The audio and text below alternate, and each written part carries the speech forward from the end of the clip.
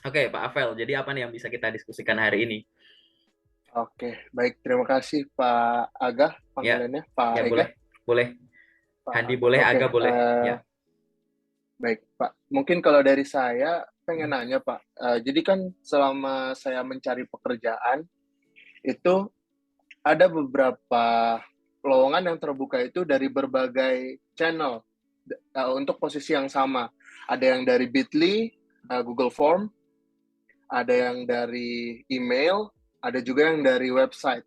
Sebenarnya chance untuk itu dibaca dan benar-benar dipilah itu lebih bagus yang mana. Terus juga mungkin um, kayaknya kalau di email itu selama saya kirim ratusan bahkan hampir 1.000 email mungkin ya itu eh, nggak nyampe 3% yang dapat respons gitu Pak. Nah itu kira-kira jadi apakah memang email itu hanya akan lewat aja atau memang email yang masuk ke perusahaan itu menggunakan sistem screening gitu Pak?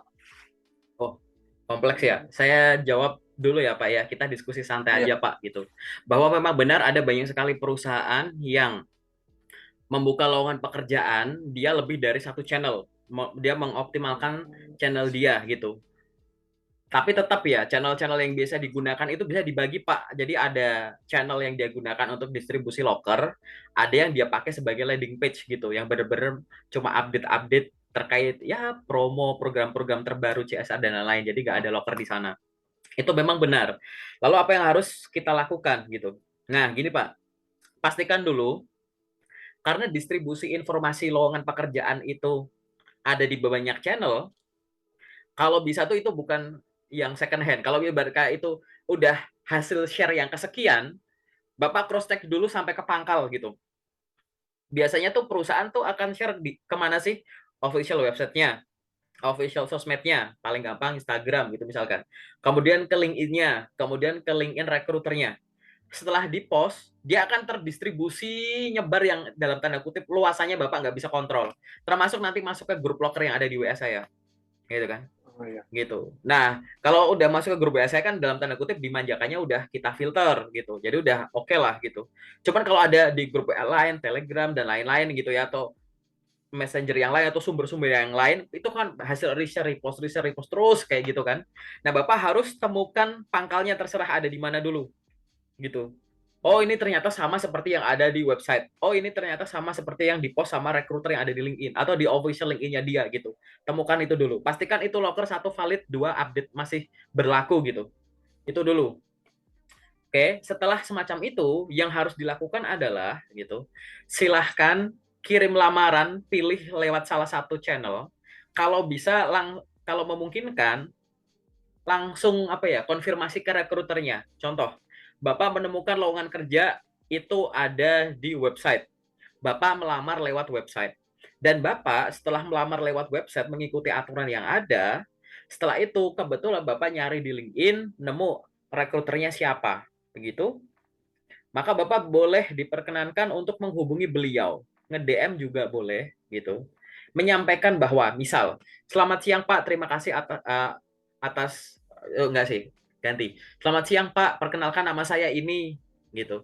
Beberapa waktu yang lalu saya melamar pekerjaan di PT ini sebagai ini berdasarkan informasi lowongan pekerjaan yang dipost melalui official websitenya dalam kurung websitenya apa gitu kan linknya kayak gitu. Semoga lamaran saya sudah atau dapat diterima dengan baik ya Pak. Titik. Apabila Bapak membutuhkan informasi tambahan terkait kualifikasi saya, silahkan Bapak dapat menghubungi saya melalui email ini atau melalui akun LinkedIn ini gitu. Jadi langsung kayak gitu. Termasuk kalau lewat email gitu. Lewat email, Bapak habis ngirim, misalkan ada recruiter posting lowongan kerja, jebret gitu kan, di akunnya dia sendiri. Terus follow up-nya harus lewat email. Bapak kirim email. Setelah kirim email, Bapak konfirmasi ke beliau. Lewat DM boleh, ninggalin pesan di kolom komentar juga boleh kayak gitu. Tapi aku lebih ini sih Pak, lebih menyarankan lewat DM gitu, yang lebih personalized gitu. Gitu. Sampaikan hal yang sama gitu, bahwa terima kasih atas informasinya, baru saja saya mengirim, semoga sudah diterima dengan baik. Apabila membutuhkan informasi tambahan atau dokumen tambahan terkait kualifikasi dan lain-lain, silahkan mengunjungi profil LinkedIn saya atau email mana yang benar-benar Bapak provide kayak gitu. Ajak ngobrol saja. Ini meningkatkan kemungkinan daripada ngirim email aja atau ngirim lamaran di suatu platform saja, karena kan sifatnya pasif di sini Pak. Padahal kita harus proaktif. Nah, proaktif di sini kan kita nggak bisa spam, ibaratnya kayak kita mengirimkan lamaran lewat email, kan ada rekrutmen apa misalkan gitu kan, set nggak ada panggilan gitu lama, terus kita masa ngubungin call centernya, kontak center, atau email kalau ada info kontak centernya gitu, saya udah ngirim ya, takutnya kan beda-beda channel gitu, itu channel untuk ke konsumennya misalkan atau kliennya gitu kan. Jadi lebih ke Ya. arah situ saja, bahwa benar kalau misalkan tadi Bapak menyampaikan sudah mengirimkan lamaran 1.000, terus nggak sampai 3%, saya bayangkan 3%, 30 gitu kan, berarti ya memang sudah banyak ya, itulah semacam itu. Maka ada beberapa hal yang Bapak harus evaluasi atau bisa kita cek di tracking satu-satu. Pertama, CV itu harus benar cara membuat dan cara memakainya.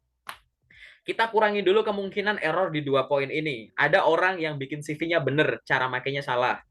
Cara makainya itu Hmm. adalah ibaratnya CV-nya bagus, tapi beliau memperlakukan ngirim lamaran lewat email sama kayak lewat platform mencari kerja. Nyara ngirim lewat pencari kerja sama kayak lewat LinkedIn. Padahal ini perlakuannya beda-beda gitu. Ngirim lamaran lewat LinkedIn itu lebih dari sekedar nemuin lokernya dikirim. Akun Bapak tuh harus komplit, akun Bapak tuh harus hidup gitu.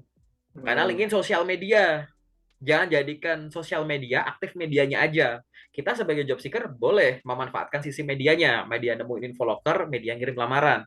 Tapi unsur sosialnya mana gitu? Connect orang baru. Paling gampang connect recruiter, follow recruiter, bikin postingan, menunjukkan bahwa kita tidak cuma jago aja, tapi kita memang mencintai itu, sehingga di postingan-postingan kita yang sedemikian rupa konsisten, di dalamnya ada postingan yang menunjukkan bahwa kita tuh memang suka itu dan kita jago itu, itulah branding yang akan muncul gitu. Nah, hal-hal semacam inilah yang bisa dilakukan. Memang benar kalau misalkan kita masuk melalui email, apakah akan lewat aja gitu. Nah, pertanyaan ini itu jawabannya ya tergantung lagi, Pak. Ada orang yang gini, Bapak bisa mengoptimalkan tuh apa sih? Misalkan kalau uh, optimalkan nanti dulu deh. Jadi misalkan gini, orang ngirim email kan ada beberapa kemungkinan udah dibaca tapi nggak sesuai, tapi kita nggak kasih notice gitu. Atau kita sudah menemukan orang yang cocok sebelum email Anda sempat kita proses. Kan gitu ibaratnya. Kan bisa Ya, semacam benar. itu, ya kan? Tapi gitu, perusahaan kan berhak nggak usah ngasih konfirmasi ke semuanya. Apalagi di Hmm. lokernya ada tulisannya gitu kan, hanya yang memenuhi kualifikasi yang akan dihubungi gitu. Udah ada Ya. kayak gitu dulu, disclaimer-nya dulu. Sehingga balik lagi, susah ya kalau kayak gitu ya. Nah, tadi. Nah, makanya kita bisa tuh menyimpulkan bahwa, oh kalau aku ngirim lamaran lewat email, ya sifatnya semacam itu. Tapi aku punya LinkedIn. LinkedIn itu nggak cuma loker. Recruiter aja nongkrongnya di LinkedIn. User aja nongkrongnya di Hmm. LinkedIn. Kenapa kok nggak aku lewat LinkedIn? Atau kalau memang alurnya harus melalui email, bisa nggak setelah aku ngirim lamaran, ya kan? Aku menghubungi rekruternya, bukan untuk nyuruh ya, jangan sampai pakai bahasa yang kesan nyuruh gitu. Aku pernah review gitu, ada kayak gitu Pak gitu. Baru saja saya memberikan lamaran, mohon dicek Bu gitu. Astagfirullah gitu. Jadi mohon dicek tuh udah mohon sih, tapi kayak nyuruh gitu Pak. Gitu. Silahkan gunakan, dilatih cari bahasa-bahasa yang berhalus. Jadi ibaratnya sudah ngirim, tadi saya usulkan semacam tadi gitu ya. Gitu. Semoga email saya sudah diterima dengan baik kayak gitu.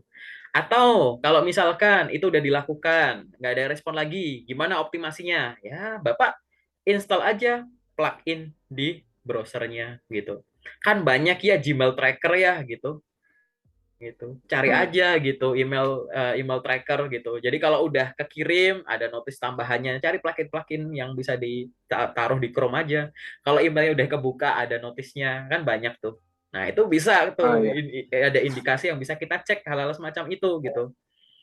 Gitu kan. Nggak Iya, tahu iya. itu untuk notifikasi aja gitu. Saya sih males ya kalau install plugin gitu. Saya lebih kayak ngobrol aja sama orangnya gitu kan. Gitu, bikin obrolan gitu kayak nanya gitu. Kalau dibalas, oh ya mohon ditunggu ya, baik Bu, terima kasih gitu. Mohon izin nanti saya follow up secara berkala ya Bu, saya ingin sekali menjadi bagian dari PT ini. Ngobrol aja, cari obrolan kan banyak ya semacam itu gitu. Jadi itu bisa bisa gitu. Nanti kalau nggak diupdate lagi, kita boleh follow up sambil nanya, "Oh, saya juga ingin mengetahui informasi Pak atau Bu gitu. Di mana saya bisa selalu memperoleh update informasi terbaru dari perusahaan ini ya Bu. Kira-kira Hmm. lebih cepat Ya. melalui official. LinkedIn atau melalui website gitu. Nanya kayak gitu. Urusan dibalas atau enggak urusan beliau-beliau. Nah, kita sudah melakukan porsi kita dengan baik gitu, Pak. Gitu. Itu tadi optimasi dari sisi email gitu kan. Install plugin aja gitu. Kan ibaratnya ya itu oke lah untuk ini ya. Usulan saya itu kan untuk memastikan kita lega dulu kan. Oh, udah diterima nih, udah Iya, dibuka gitu kan. Tapi kan dibuka kita iya. nggak cuma berhenti di situ kan ya Pak ya gitu. Masih masih ada hal yang lain nih gitu. Masih ada hal yang lain. Nah, balik lagi kalau memang akhirnya pola pengirimannya Bapak itu lewat email udah sebanyak itu, pertanyaan saya selanjutnya adalah apakah channel yang lain juga se hot itu ngirimnya gitu. Sebanyak itu gitu. Karena kalau untuk gini, paling gampang tuh ini yang saya percaya Pak ya. Saat kita ingin mengevaluasi sesuatu, coba kita bikin variabel tetap sebanyak mungkin. Jadi biar biar yang kita evaluasi itu mengerucut gitu. Misalkan saya ngirim lamaran udah tiap hari. Jadi faktor kemungkinan nggak banyak panggilan gara-gara nggak ngirim tiap hari udah hilang gitu. Saya Mm-mm. setiap hari ngirim lamaran lewat 5 channel. Berarti kemungkinan slow respon atau nggak ada respon gara-gara channelnya berubah-berubah jumlahnya juga udah hilang ya kan, jangan sampai sekarang banyak besok email doang besok LinkedIn doang gitu kan. Tuh terus dari sisi apalagi jumlahnya gitu, mungkin Bapak bisa menarget masing-masing channel saya itu 5 gitu, saya ada 5 channel 5 5 5 berarti minimal sehari itu saya 25 lamaran kirim gitu. Barangkali ya itu mengurangi ya kemungkinan kita panggilan cuma sedikit gara-gara intensitas kita yang rendah. Jadi kita belum mengizinkan banyak perusahaan tahu ada orang sehebat kita gitu. Jadi kita cuma Ah, iya. mendeliver informasi ke perusahaan yang jumlahnya cuma ada dikit gitu kan. Itu dulu. Tuh. Terus apalagi yang lain? Nah, kita harus sadar bahwa ngirim lamaran itu juga harus cepat gitu. Nah, disesuaikan dengan kesibukan kita masing-masing. Kalau kita sekarang statusnya masih kerja gitu ya udah berarti begitu ada waktu kosong kita kirim lamaran aja, tapi weekend gimana, after office gimana, nggak apa-apa hajar aja gitu gitu. Kalau kita masih berpikir bahwa kirim lamaran harus di jam kerja gitu ya itu boleh lewat email, tapi kita harus paham platform pencari kerja gitu ya kayak Jobstreet lah atau LinkedIn sekalipun dia nggak pakai window kayak gitu, dia nggak pakai window waktu, dia windownya perankingan. Jadi ibaratnya banyaknya kata kunci yang bisa diserap dari profil yang dilengkapi sama CV yang bisa diunduh yang akan dicocokkan dengan kata kunci dari kualifikasi yang ditaruh lah di akunnya recruiter gitu. Nanti kecocokannya ini yang korelasinya makin tinggi yang akan muncul di awal sebagai sistem rekomendasi yang akan Oh, diproses di awal. Jadi ngirim lewat Jobstreet ibarat tengah malam lewat LinkedIn tengah malam yang tinggal easy apply yang tinggal klik gitu ya, atau Jobstreet atau apapun yang tinggal klik klik klik, klik itu ya silahkan, itu bisa dilakukan kapanpun kayak gitu. Itu dulu. Kemudian apalagi yang bisa dioptimalkan fungsi filtering gitu, jangan salah ya. Jadi kalau platform pencari kerja itu kelebihannya tuh nggak cuma sekedar klik kliknya doang, tapi filteringnya banyak. Nah silahkan dikombinasi di situ gitu. Jangan, banyak orang yang kurang optimal itu dari satu sisi filtering. Jadi misalkan kita filter berdasarkan nama pekerjaannya, berdasarkan lokasinya, berdasarkan apanya gitu. Satu filtering. Yang nomor dua dari keyword gitu. Banyak lowongan kerja yang bisa kita temukan dengan kata kunci tertentu. Bapak udah sering melihat informasi lowongan kerja di post. Aku gimana ya? Misal kayak semua channel sudah saya lamar hari ini, tapi nggak ada yang cocok gini-gini. Tapi gimana caranya ya? Mungkin di luar sana ada lagi gitu. Nah, kita punya sense tuh. Biasanya saya melihat informasi lowongan pekerjaan itu ada kata dibutuhkan. Coba cari di LinkedIn dibutuhkan, jebret gitu. Keluar gitu. Apalagi misalkan urgently needed gitu. Ketika aja urgently needed, enter, keluar gitu. Terus gitu. Kata kunci udah habis, hashtag tagar gitu. Tagar recruiter suka pakai tagar apa sih, hashtag apa sih gitu. Terus kayak gitu. Kita bener-bener ya gitu ya, lebih kayak SEO banget ya gitu. Jadi lebih gampang gampang sekali cara nyarinya semacam itu. Nah, nanti kalau kita sudah rutin semacam itu ya tinggal kita evaluasi saja. Tapi yang tadi itu harus konsisten dulu, Pak. Sebagian teman-teman dapat kerja gara-gara melamar, aktif ngirim. Sebagian teman-teman dapat kerja gara-gara ditawari. Jadi karena hmm. beliau rame di sosial media atau di channel tertentu, akhirnya dikunjungi, di-review, menarik, ditawari gitu. Karena kita nggak tahu nih gitu. Ya dream jobnya Bapak yang next ini bakal gara-gara yang mana, ya udah dioptimasi dua-duanya aja sekalian gitu. Sambil sambil semacam itu. Nah, kita balik lagi. masing-masing daerah, jangan sampai lupa yang selanjutnya, masing-masing daerah itu punya keunikan rekrut karyawan caranya sendiri-sendiri, cara masing-masing. Ibarat aku nyari orang lokal di sini, ngapain aku posting di LinkedIn yang akhirnya seluruh Indonesia gitu, ya kan? Orang aku nyarinya orang lokal sekitar sini buat posisi yang kayak gini, gitu. Nggak memungkinkan dari yang jauh-jauh gitu. Maka coba cari itu. Ada banyak informasi lowongan pekerjaan yang benar-benar itu memang mengoptimalkan yang lokal di situ, bukan untuk warga lokal, tapi orang-orang yang lagi ada di sekitar situ. Nah, itu harus ditemukan cara-caranya. Misalkan ada yang didistribusikannya ternyata, oh ternyata lewat Instagram akhirnya, atau oh ternyata ada portal karir lokal gitu, ternyata lewat website di snacker lokal gitu. Oh ternyata ditempel, tempel di kantor pos atau di mana gitu misalkan kayak gitu. Jadi masing-masing daerah tuh ada semacam itu dan nggak mungkin dia lempar ke platform atau sesuatu yang ibaratnya warga lokalnya nggak bakal ngelihat ke arah sana gitu. Nah itu bisa dicoba juga semacam itu. Nah setelah itu semua udah dicoba, akhirnya akan bisa kita evaluasi. Yang bisa kita evaluasi tidak hanya sekedar berapa yang nolak, berapa yang no respon. Jadi misal nih evaluasi itu bisa berdasarkan responnya aja. Misal dari sekian tadi ya kata 1.000 lamaran selama berapa lama durasinya gitu itu berapa yang respon, berapa yang enggak. Yang respon, ya, kita bagi lagi. Yang cuma view, download, ngintip-ngintip gitu berapa. Yang akhirnya ngasih kabar lanjut berapa. Yang nolak berapa. Bisa kita breakdown. Karena ibaratnya contoh, Bapak ngirim lamaran lewat Jobstreet. Beliaunya cuma ngintip, ngintip, ngintip, atau lewat LinkedIn, ngintip, ngintip, ngintip.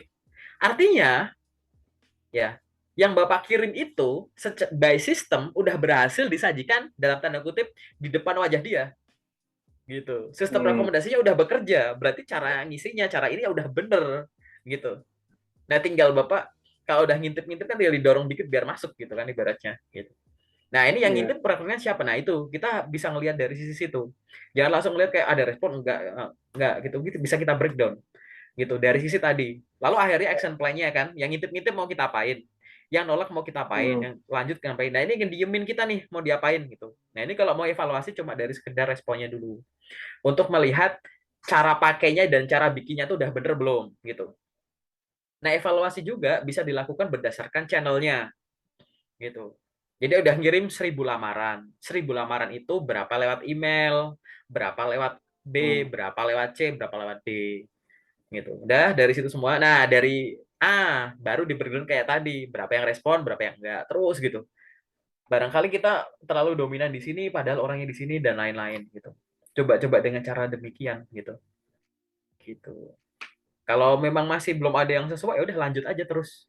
Macam itu sih gitu. Dan itu kayak it's about time aja sih, nggak bakal selama itu banget kok Pak gitu. Branding sama ngelamar tuh harus jadi aktif ngelamar sama ngelamar secara aktif dan ngelamar secara pasif tuh harus imbang. Ngelamar aktif tuh ya tadi mengoptimalkan channel, ngelamar pasif ya branding tadi gitu sih Pak. Avel. Ini secara general gitu dulu ya Pak ya gitu. Mungkin Iya. ada lagi yang bisa kita diskusikan mungkin Pak.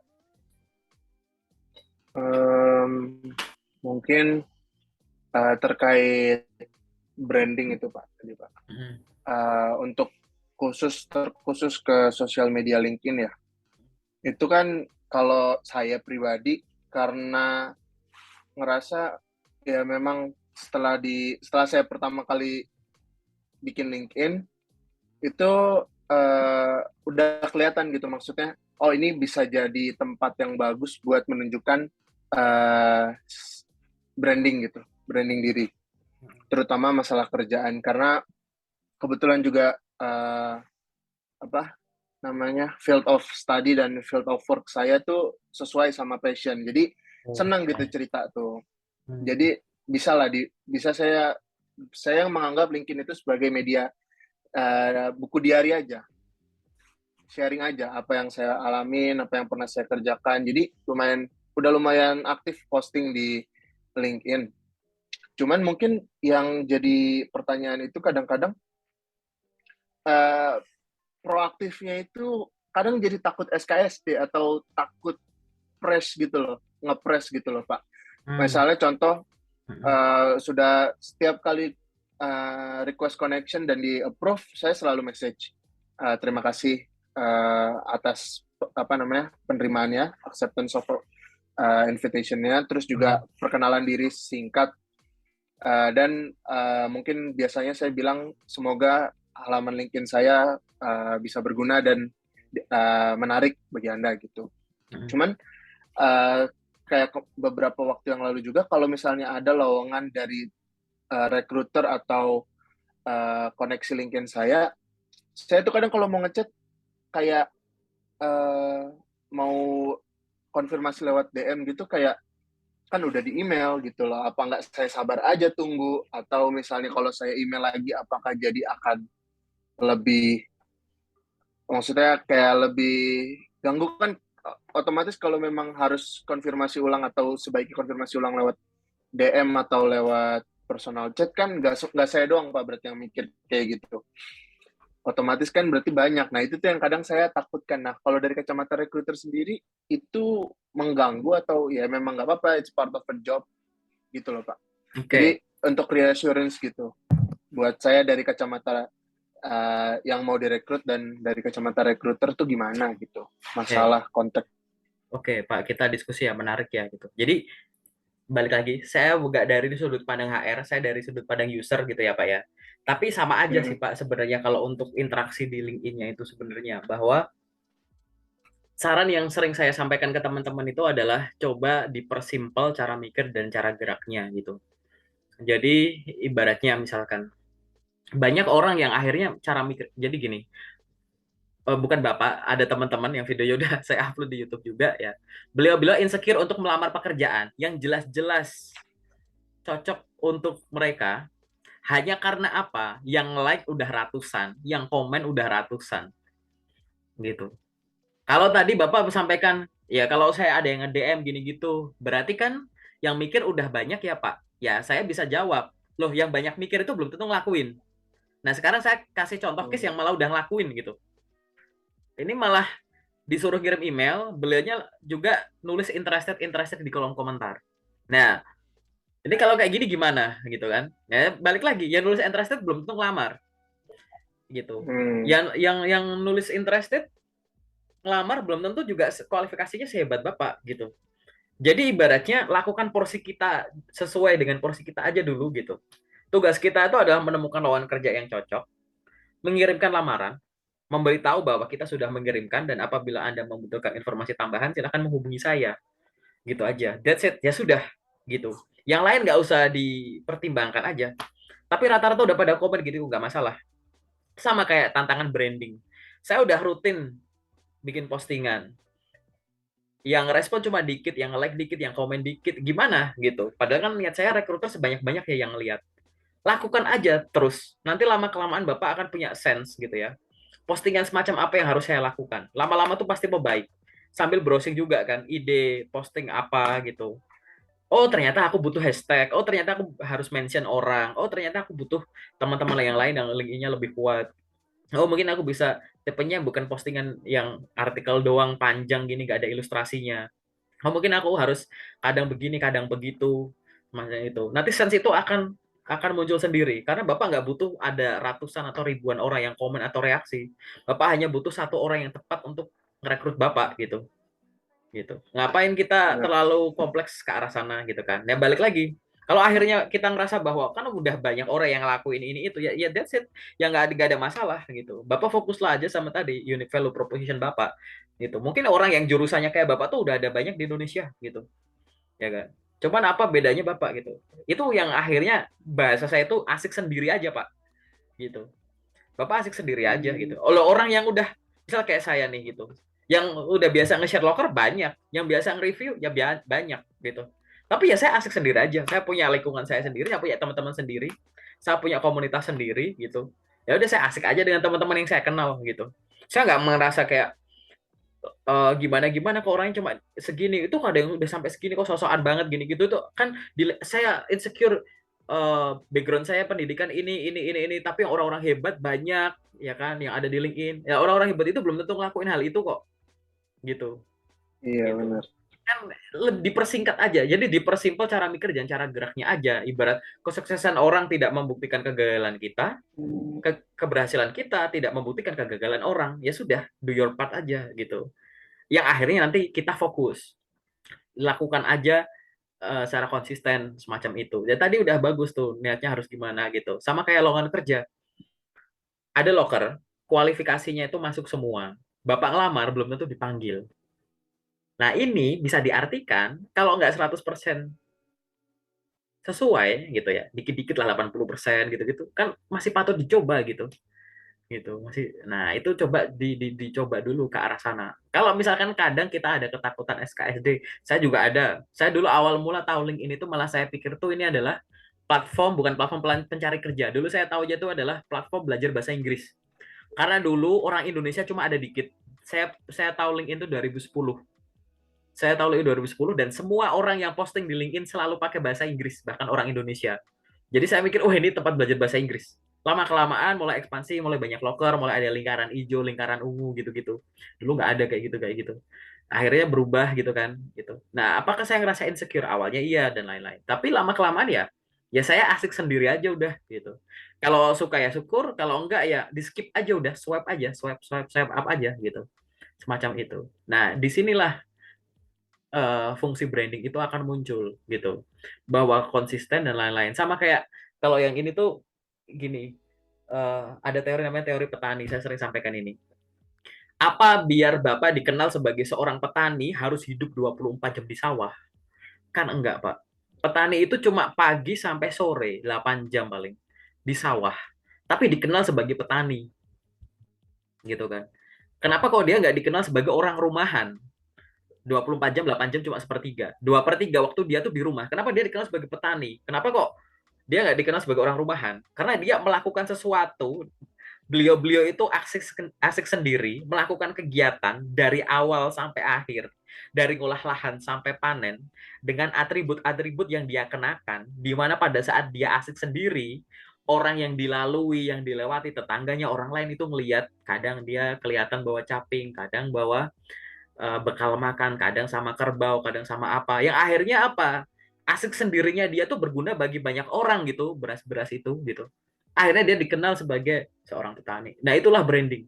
Branding tuh nggak harus 24 jam Bapak nongkrongin LinkedIn, nggak harus dari hal-hal yang sifatnya susah gitu.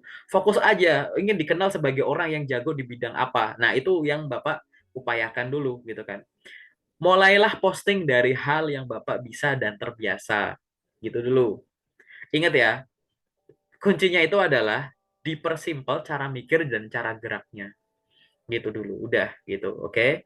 Nanti kalau sudah dipersimpel, setelah itu rutin. Setelah rutin nanti Bapak nanti akan punya sense untuk membentuk namanya unique value proposition gitu. Orang hebat banyak, tapi apa bedanya Bapak dibandingkan kebanyakan orang hebat? Nah, kan gitu. Mungkin udah banyak orang yang kayak gini, tapi kan nggak semua orang pernah ini, gitu. Ingat ya, gitu. Nah, hal inilah yang akhirnya akan merubah sikap kita, cara pikir, dan nanti hasilnya juga akan beda. Tapi kan yang berpikiran nge-DM gitu kan banyak ya. Tapi apa jaminannya semua orang yang berpikiran gitu melakukan itu? Apa jaminannya orang yang nge-DM melakukan hal itu untuk melamar kerja di posisi yang sama? Makin mengerucut, Pak, gitu. Jadi akhirnya nanti lama-lama Bapak akan merasa bahwa kekhawatiran saya nggak ada dasarnya. Gitu. Nah, itu yang nanti akhirnya kan Bapak berani-berani aja. Akhirnya yang terkonsep itu bukan masalah itu kayak oke besok aku bikin sharing ini impact-nya ini gitu. Untuk orang awam manfaatnya jadi tahu ini, untuk recruiter jadi tahu ini. Untuk orang awam jadi pengetahuan informasi, untuk recruiter jadi aku pengen dikenal sebagai orang yang kayak gini. Jadi sekali gerak langsung dapat dua gitu. Nah, sesimpel itu. Balik lagi tujuannya untuk apa? Karena kita nggak tahu. Pak Avel dapat kerjaan impiannya Pak Avel itu akan datang dengan cara melamar atau ditawari. Balik lagi ke situ. Gitu. Itu sih Pak, kalau dari saya sih Pak. Itu. Mungkin kalau Bentar, ada. Pak. Mohon maaf. Oke. Kalau dari yang Pak, ini kamera saya kelihatan jelas nggak, Kelihatan, Pak? kelihatan, Soalnya kelihatan. tadi ada. Ya, kelihatan, kelihatan. Nggak apa-apa. Gimana Pak? Terus mungkin kalau dari situ intinya kalau yang saya tangkap berarti ya jalanin aja. Memang kita aktif mencari kerja dan kita di situ juga ya cerita asik sendiri aja. Nantinya juga kalau memang itu sudah banyak yang kita ceritakan atau kita buat sebagai branding, ya nantinya akan nyangkut ke orang yang tepat gitu ya Pak. Yang fokus pada diri Jadi kita, betul. Fokus pada diri kita, lakukan secara rutin apa yang kita apa yang kita bisa dan terbiasa gitu aja. jadi ya saya lakuin apa yang dari kemarin sudah saya lakukan aja ya. Ya, betul. Posting-posting gitu Ya. memang. Nggak apa-apa, itu lakukan terus gitu. Nah, nanti sesi detail kita coba bedah CV-nya. Saya coba jelasin LinkedIn-nya gitu. Mungkin ada improvement dikit-dikit lah gitu. Tapi secara general LinkedIn-nya bagus, secara general CV-nya bagus juga gitu. Jadi gitu. Nah, jadi saya nggak banyak ngasih input. Saya mungkin lebih banyak ngasih sharing, ya kita tukar pikiran aja lah ya Pak ya gitu. Barangkali ada yang belum pernah Bapak lakukan gitu. Bukan ke cara bikinnya, lebih ke cara pakainya aja sih Pak gitu. Secara general saya bayanginnya gitu. Jadi kemarin waktu Oke saya Pak. lihat itu. Masih ada nggak Pak yang sifatnya general? Kalau nggak ada, saya langsung masuk ke itu. Kalau mungkin masih ada Kayaknya yang sih udah ditanya. nggak ada sih Pak. Udah nggak ada ya Pak ya? Oke Kayaknya Pak, sih sudah mungkin nanti cukup. Iya. sambil jalan aja Pak. Nanti kalau ada pertanyaan silahkan menghubungi saya. Sekarang kita masuk ke sesi detailnya ya Pak ya, Pak Avel. Oke. Oke.